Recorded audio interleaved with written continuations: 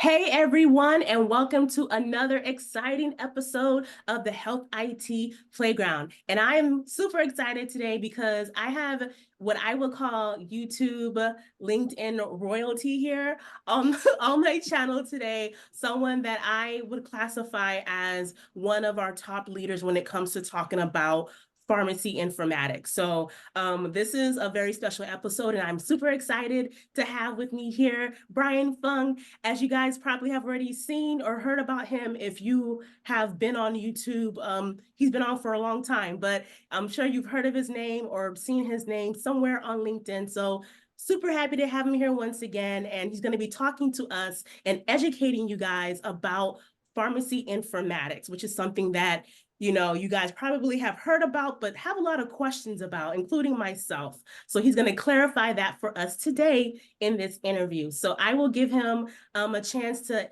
formally introduce himself and share just a little bit more about who he is, and then we're going to jump into the interview. So thank you so much for your time today, Brian. Yeah, thanks for having me. And you're too kind with your introduction, but just a pharmacist that's just creating content on YouTube. So I thanks for all the kind words. Um, I guess for a introduction, I'm a informatics pharmacist by training. I think the only other thing that I will add to the introduction is that in the last 2 years, I've made a transition out of technically pharmacy into more of the tech space. So my formal title now is more of a data architect, but certainly I live and breathe pharmacy and do a lot of pharmacy informatics in my current role as well. But excited to talk to you and talk more about pharmacy informatics. Awesome. And just to start things off, I wanted to first ask you, because I asked everyone this question as my first question, how did you learn about health IT? Or in your case, I would say pharmacy informatics. How did you learn about that? Yeah, I have a story for that, and it's not too long.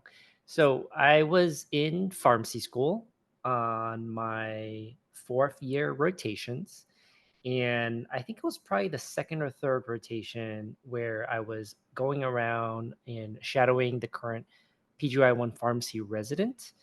And he was telling me about how he wanted to pursue this thing called pharmacy informatics after he graduated. I was like, what the heck is that? I had never heard the term, no idea what it is. And he's like, well, it's a new field because, well, not because, it's a new field that kind of blends the clinical side that we're trained in pharmacy with more of the technical side. And that's kind of all it was that he explained. And then it just drew me and I was like, dug into it, read more about it, and then learned about this whole new field, which still was being defined at the time. And I just loved the idea of, hey, there was a field that combines these technical aspects with clinical. And um, long story short, I am here today. Awesome. And for those that are wondering, do you have to become a pharmacist in order to be a part of this niche? Is that a Mm. requirement? Yeah, that's actually a really good question. So the short answer is no. A lot of people that practice in pharmacy informatics typically come from some sort of pharmacy background. So most common is definitely pharmacists, but the other most common is probably pharmacy technicians. And then the other one is just like a hodgepodge of individuals. Some people have backgrounds in IT, some people have like a computer science background, some people just come from another part of, I don't know, another realm. We have nurses that practice in pharmacy informatics as well. So very, very diverse. So no, the short answer is no. You don't have to be a pharmacist.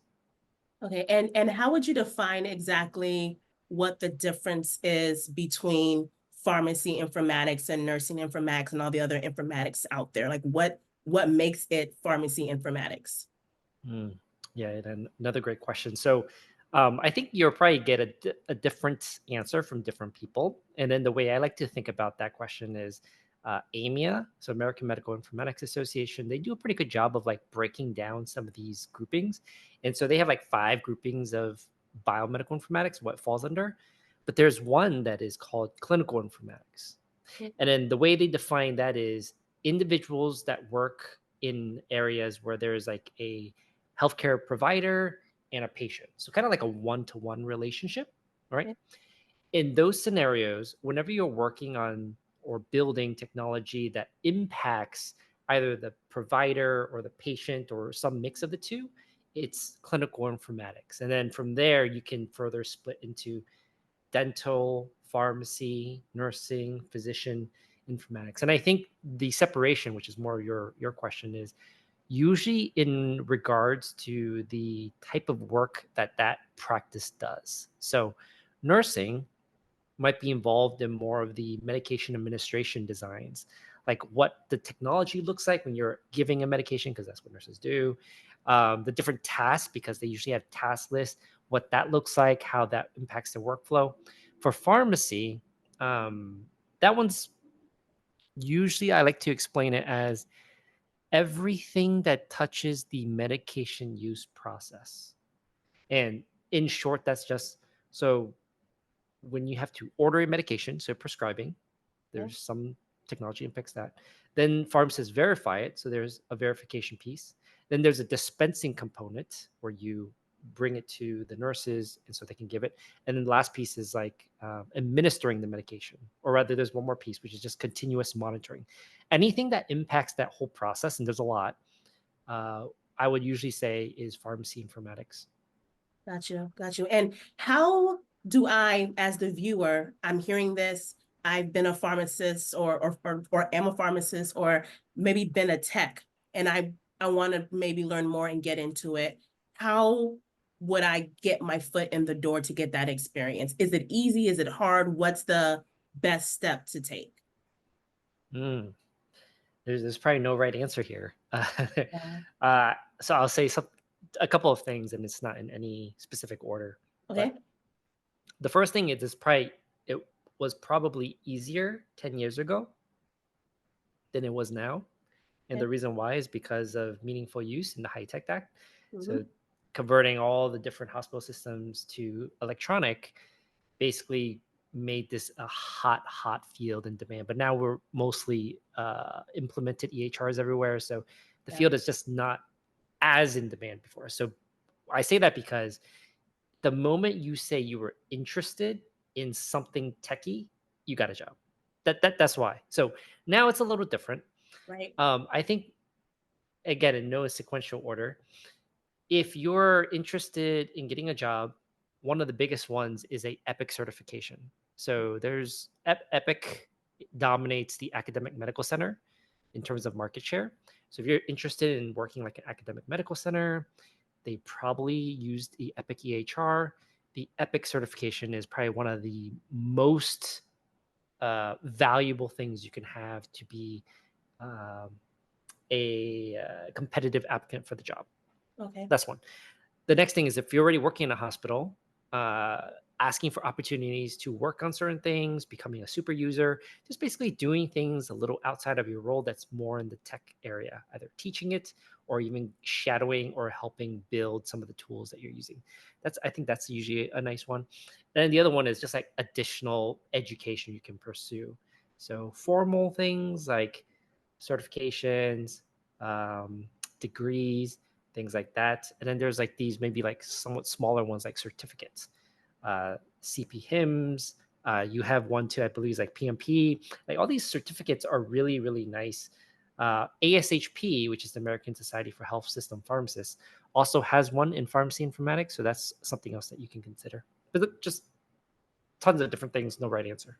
Okay. And as far as you said already certifications, but as far as organizations that you would recommend someone to potentially join a meeting or become a member to get more insider information, which orgs would you recommend? Would that be a HIMSS? Would that be a HEMA?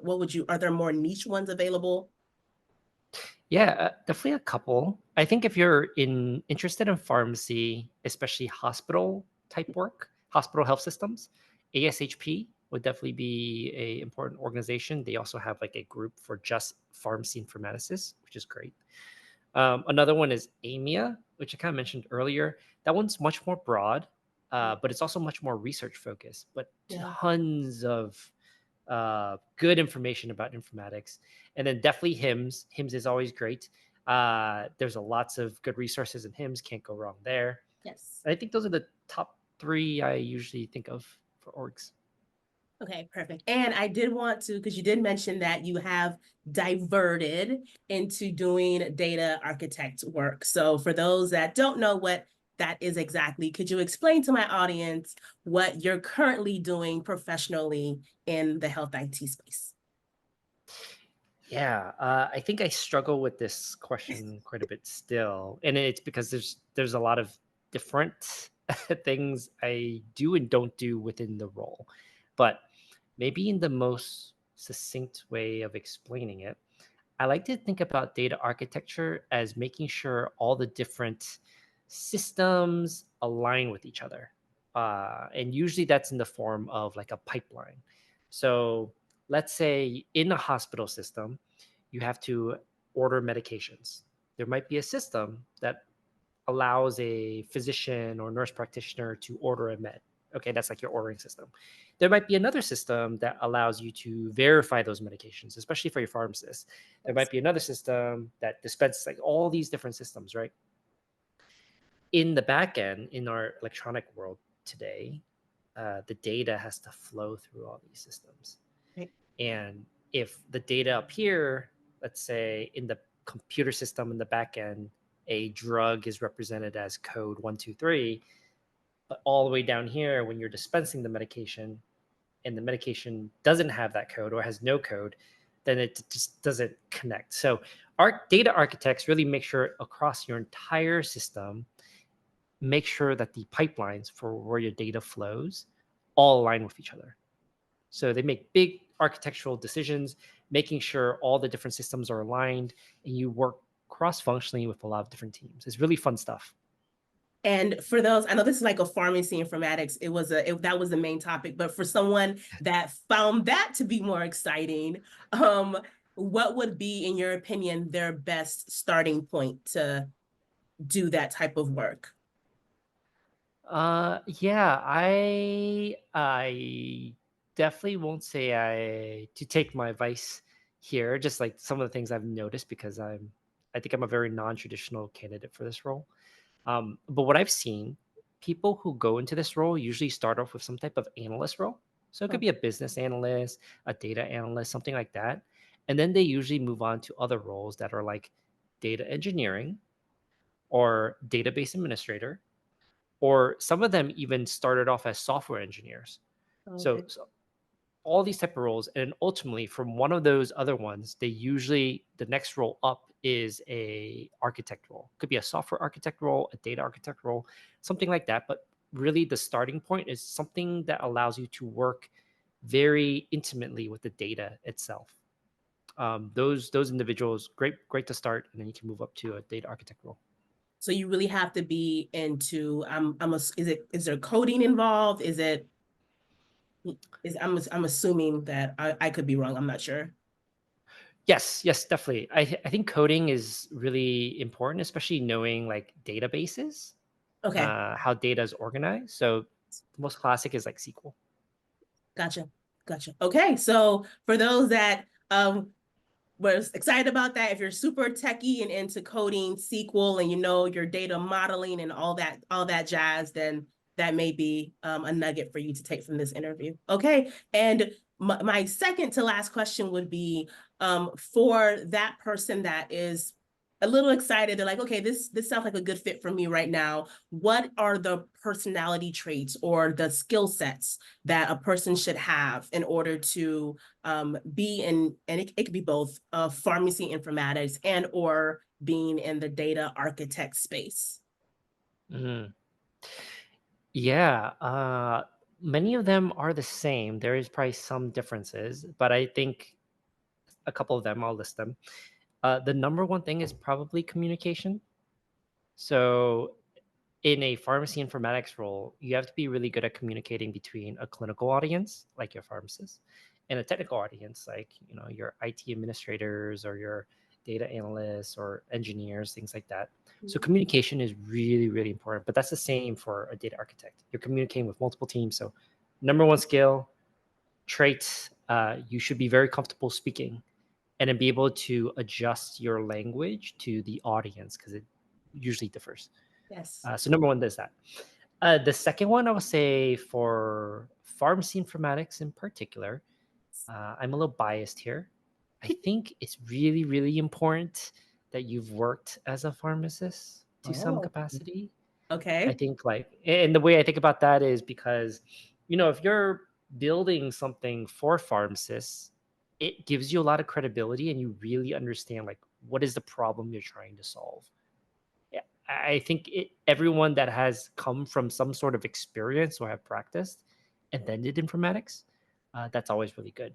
And then for data architects, it just kind of depends. If you're designing pharmacy systems as a data architect, then that's good. But otherwise, you don't really need the pharmacy experience. And then I think maybe the last thing I'll say for good traits is just like being like you don't mind sitting down in front of a computer staring at stuff for a very long time. So patience, liking, you enjoy working the nitty gritty of things. Like there's a lot of details. You're very detail oriented. But yeah, I think those are the top three that probably come up to mind. Okay, and that was perfect. Before we wrap this up, I did want to give you time to talk about anything that you're currently working on. I know that you have a lot of different avenues right now that you're working on. So anything that you want to share with the audience about things to look out for or things to, check out from your end, just want to give you that time to share. Oh yeah, I appreciate that. Now that you mention it, and I feel like you planted the seed in my head from before we started, which is like open cleantech. Yes. So I will talk about that, and I think there's two things. So the first thing is I feel very passionate about healthcare interoperability, and I feel very strongly that FHIR, which is Fast Healthcare Interoperability Resources, is one of the key solutions we need to solve. Might not be the ultimate one, but it's definitely making a lot of headways now. So I say that because I'm going to be spending most of 2024 creating free content on YouTube, also just like via Open Cleantech, so you can find it on that website, just to teach people what fire is, how do you use it, things like that. And then the second thing that's also somewhat related to Open Cleantech is I want to teach things that are beyond that. So a lot of informatics type skills. So it could be like with healthcare standards like SNORMED, OINC ICD-10, but also a lot of the stuff that bleeds into the AI hype, which I mean, everyone's loves the AI hype right now. So I like it too, and so just teaching people more about LLMs, AI, machine learning, all that kind of stuff. So that's all planned for 2024, but the priority is probably just focusing on fire. Awesome. That's exciting. Okay. Okay. And just for those that are watching, I am going to have in the description all of his contact information. So if you're wondering what is fire, what is he talking about? What is this whole open contact? Like, what's that? I'm going to have it for you to review. It's really exciting stuff. So I will have it to share with you guys. So yeah, I just once again wanted to thank you for your time and sharing pharmacy informatics with us. And my final question is going to be for that person watching and they're on the fence and they're thinking about moving forward, what's your advice to them as they're a little unsure about whether or not they should pursue pharmacy informatics or not?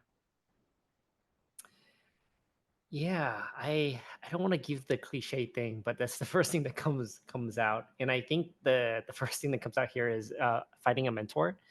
I think you can get lost in the weeds quite a bit, and so I always default to this. If you find a mentor in this space, especially, they can help you very fast figure out, is this what you want to do?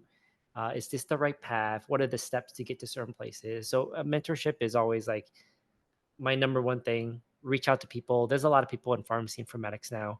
Very easy to reach out to them via LinkedIn. And number one advice: talk to someone. Perfect. Perfect. Thank you so much for your time. For you guys watching, he does have a YouTube channel. He is on LinkedIn. He does have a newsletter as well. I will link all of that for you guys to join and follow him. He shares a wealth of knowledge. And thank you once again for your time. Excited to have you on my channel. This is amazing. So thank you so much. And thank you guys for watching and supporting this channel. And I will see you guys on the next episode of the Health IT Playground. Bye, everyone.